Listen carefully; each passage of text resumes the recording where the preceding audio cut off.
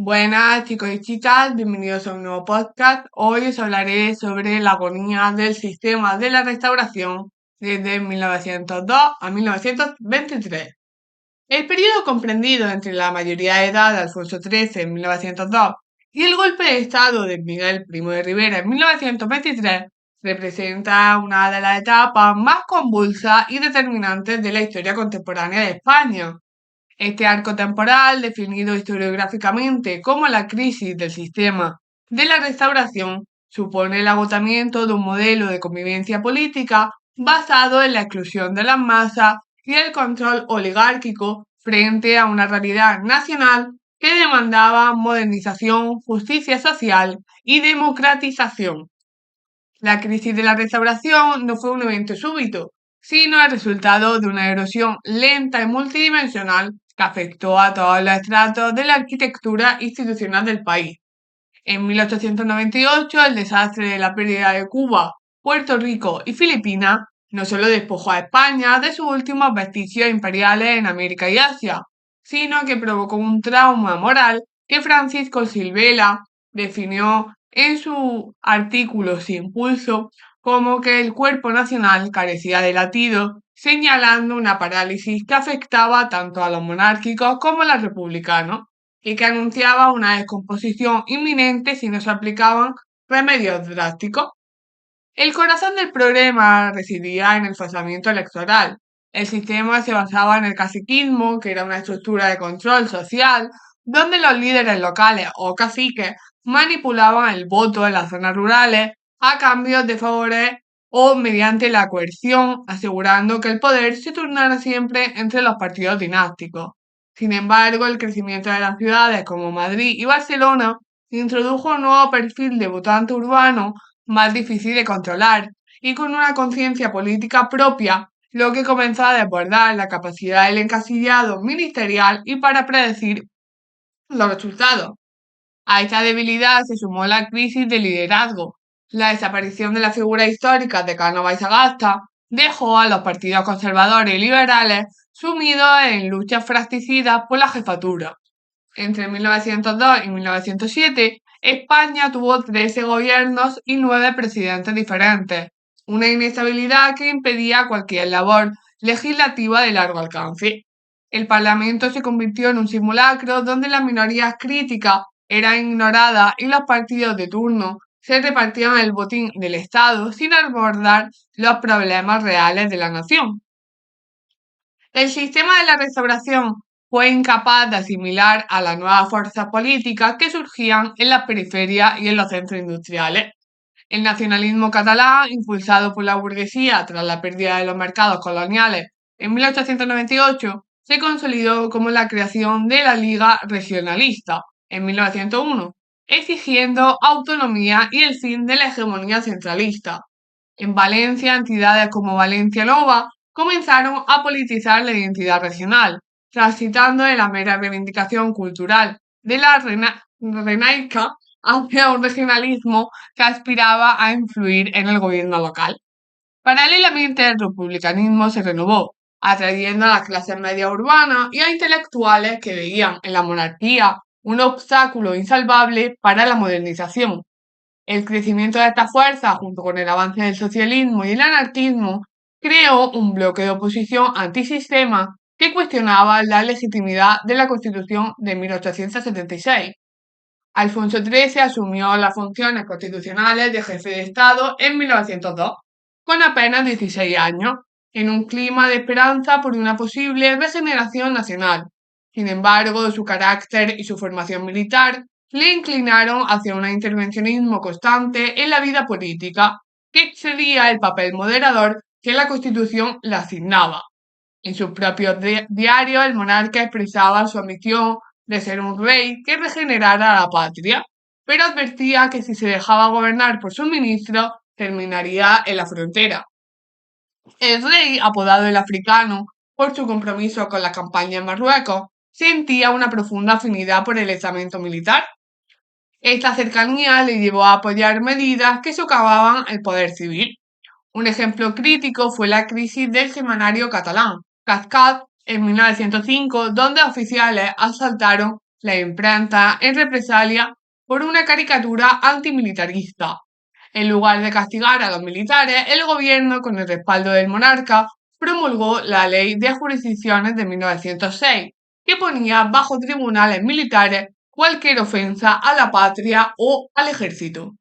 Esta alianza entre la corona y el ejército brindó a la institución armada frente a las críticas de la opinión pública, pero a largo plazo ligó la suerte de la monarquía a los éxitos o fracasos de los generales. La injerencia del rey en los nombramientos y en la estrategia militar en Marruecos generó desconfianza entre los políticos liberales y alimentó las quejas de los militares que se sentían discriminados por el sistema de ascensos por méritos de guerra, favoreciendo a los destinados en África sobre los de la península. El regeneracionismo fue una corriente ideológica transversal que buscaba curar los males de España mediante la modernización científica, educativa e industrial. Su máximo representante, Joaquín Costa, denunciaba la miseria y el analfabetismo como los pilares sobre los que se asentaba el caciquismo. Su programa se resumía en la necesidad de inundar con un raudal de millones el suelo de la península y el cerebro del español, priorizando la construcción de escuelas, ferrocarriles y canales de riego. En el ámbito educativo, el regeneracionismo encontró su expresión más avanzada en la institución libre de enseñanza, fundada por Francisco Giner de los Ríos, influenciada por el krausismo, que era una doctrina que buscaba conciliar la ciencia y la moralidad. La institución libre de enseñanza promovía una educación laica centrada en el desarrollo integral del alumno, rechazando los exámenes memorísticos y fomentando el contacto con la naturaleza y el arte. Figuras como Ramón y Cajal, Sorolla y Ortega y Gasset se formaron bajo este espíritu de tolerancia y libertad de cátedra que chocaba frontalmente con el dogmatismo de la Iglesia Católica. Los grandes líderes intentaron aplicar el regeneracionismo desde el interior del sistema dinástico. Antonio Maura propuso una revolución desde arriba para evitar que el pueblo la hiciera desde abajo. Su gobierno, que fue desde 1907 a 1909, impulsó la ley electoral de 1907 para combatir el fraude, creó el Instituto Nacional de Previsión y aprobó medidas de protección industrial. Sin embargo, su autoritarismo y su gestión de la Semana Trágica provocaron su caída definitiva. José Canalejas representó la vertiente más progresista de la reforma, intentó democratizar el servicio militar mediante la ley de reclutamiento, abolió impuestos injustos sobre los productos básicos y limitó la influencia eclesiástica con la ley del candado. Su asesinato por un anarquista en 1912 cortó de raíz el último gran esfuerzo por modernizar el sistema desde la legalidad parlamentaria. El crecimiento de la industrialización en Cataluña, el País Vasco y Asturias, junto con la pervivencia de latifundios miserables en Andalucía y Extremadura, propició una movilización obrera sin precedentes.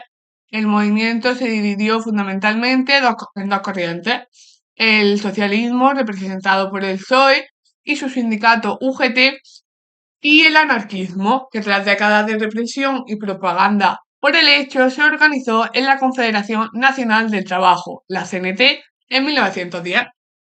La CNT se convirtió rápidamente en la fuerza sindical más poderosa de España, especialmente en Cataluña, gracias a su defensa de la acción directa y la huelga general revolucionaria como herramienta para destruir el Estado burgués. A diferencia de la UGT, que buscaba mejoras laborales a través de la negociación y la participación política, la CNT rechazaba el sistema parlamentario y abogaba por una sociedad basada en el federalismo libertario. A pesar de su carácter tosco y antiintelectual, el anarcosindicalismo desempeñó una labor crucial en la culturización de los obreros a través de ateneos, bibliotecas y escuelas modernas, supliendo la ausencia de una enseñanza pública eficaz. Dentro del contexto de movilización social, es fundamental destacar la evolución de las demandas de las mujeres. En 1918 se fundó la Asociación Nacional de Mujeres Españolas, la primera organización feminista de ámbito estatal, liderada por figuras como Benita Asas Manterola. Su objetivo trascendía el derecho al voto exigiendo la reforma del Código Penal, el acceso equitativo a profesiones como la medicina o la abogacía y la igualdad de derechos en la custodia de los hijos. Aunque la dictadura de Primo de Rivera concedería más tarde un sufragio limitado para aprovechar el supuesto conservadurismo femenino, la Asociación Nacional de Mujeres Españolas sentó las bases para el activismo que eclosionaría durante la Segunda República. Tras la derrota de 1898, España buscó en el norte de África una vía para mantener su estatus de potencia y ofrecer al ejército una misión que restaurara su honor. La Conferencia de Algeciras estableció un protectorado en la zona del Rif, una región montañosa habitada por cabilas riferañas, altamente belicosas y reacias al control extranjero. El conflicto comenzó a ser una carga insoportable para la sociedad española en 1909. El ataque rifeño a los trabajadores del ferrocarril cerca de Melilla llevó al desastre del Barranco del Lobo, donde murieron más de 1.200 soldados españoles. La decisión del gobierno de Maura de movilizar a los reservistas, que muchos de ellos eran padres de familia, provocó una insurrección en Barcelona conocida como la Semana Trágica. La revuelta, de carácter antimilitarista y anticlerical, fue sofocada con una represión brutal, incluyendo la ejecución de Francisco Ferrer y Guardia, lo que generó un escándalo internacional que debilitó aún más a la monarquía.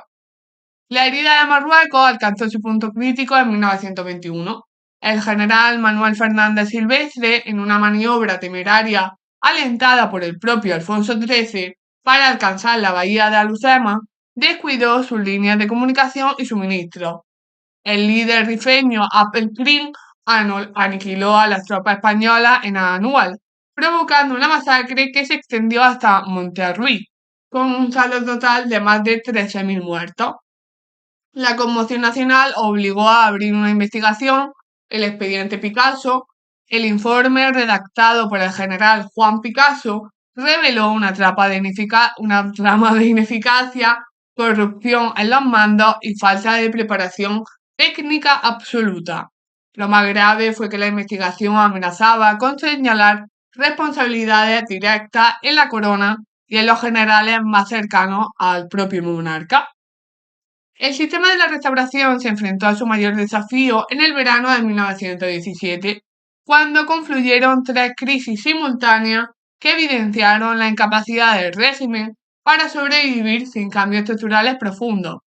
La primera, la crisis militar con la Junta de Defensa. Los oficiales de rango medio se rebelaron contra el gobierno exigiendo mejoras salariales y el fin de los censos arbitrarios. La legalización de estas juntas por parte de un gobierno débil supuso el inicio de la subordinación definitiva del poder civil al militar. La crisis política con la Asamblea de Parlamentarios.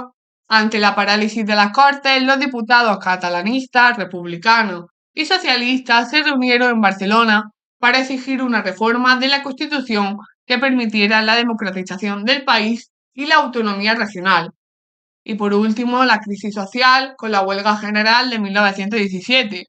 La carencia de la vida, agravada por la inflación de la Primera Guerra Mundial, llevó a la UGT y a la CNT a convocar una huelga revolucionaria en agosto.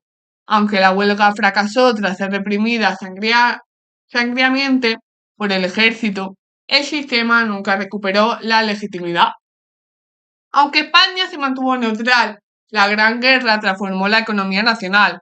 La exportación de productos industriales y materiales primas generó beneficios fabulosos para una élite, pero provocó un aumento del 123% en los precios domésticos entre 1913 y 1920. El desabastecimiento y el estancamiento de los salarios reales hundieron a las clases trabajadoras en la miseria, alimentando el trienio bolchevique de revueltas campesinas en el sur y el pistolerismo urbano en el norte. En Barcelona, la violencia escaló hasta niveles de guerra civil encubierta. La patronal, apoyada por las autoridades, aplicó el lockout, que es el cierre de empresas, y utilizó a los sindicatos libres y a pistoleros a sueldo para asesinar a los líderes sindicalistas de la CNT como Salvador Seguí. El Estado respondió con la nefasta ley de fuga, permitiendo la eliminación extrajudicial de activistas, lo que llevó al asesinato del propio presidente del gobierno, Eduardo Dato, en 1921, en represalia. En conclusión, hasta 1923, el sistema de la Restauración era un cadáver insepulto. El desprestigio de la corona por su implicación en Marruecos, la violencia social incontrolable en las ciudades y la amenaza de que el expediente Picasso revelara las corruptelas del ejército y la monarquía precipitaron el fin del orden constitucional. El 13 de septiembre, Miguel Primo de Rivera, capitán general de Cataluña, se pronunció contra el gobierno con el beneplácito del rey Alfonso XIII, quien prefirió sacrificar el Parlamento para salvar su corona. Con el golpe de Estado se cerró el capítulo de la restauración liberal, dando paso a una dictadura que, lejos de resolver los problemas de España, solo serviría para posponer una explosión social y política que desembocaría años después en la caída de la monarquía y la proclamación de la Segunda República. Y hasta aquí llega el podcast de hoy, espero que os haya gustado, dale like, suscribiros y nos vemos en el siguiente. Chao.